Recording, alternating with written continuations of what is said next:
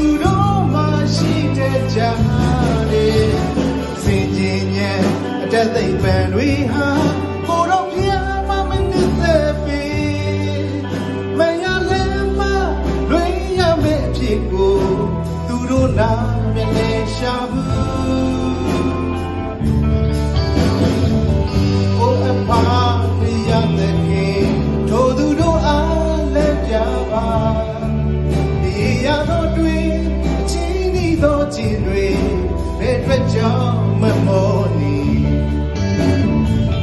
နေချသောမြတ်တာကိုထိုသူတို့မသိမဲ့တော့ခါအကျွန်ုပ်ဤပနာ၍အံ့ဩခြင်းနှမျော၍ဝမ်းနေ